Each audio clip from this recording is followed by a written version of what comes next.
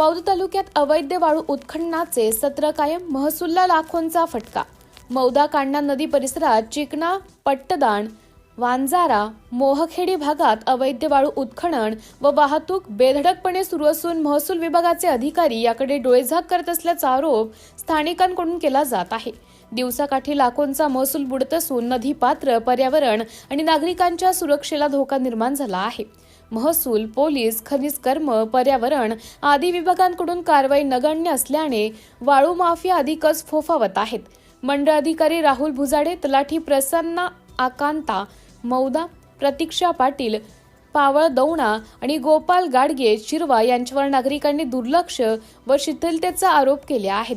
तक्रारी असूनही ठोस कारवाई न झाल्याने नागरिकांमध्ये नाराजी आहे। माफियांना राजकीय पाठबळ असल्याची चर्चा आहे। ट्रॅक्टर जप्तीचा विषय न्यायालयातून सहज सुटतो तर महसूल विभागाची कारवाई टाळण्यासाठी व्यवहार आधीच सेट केल्याचा आरोप होत आहेत। अवैध वाळू व्यवहार रोखण्यासाठी नागपूरचे जिल्हाधिकारी विपिन इटणकर यांनी संबंधित मंडळ अधिकारी व तलाठी यांच्यावर कार्यवाही करावी अशी मागणी स्थानिकांकडून जोर धरत आहे।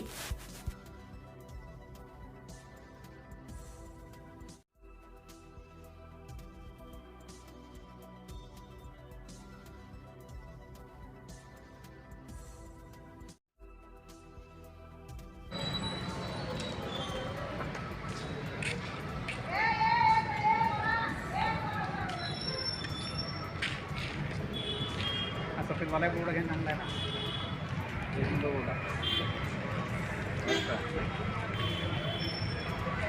ओके।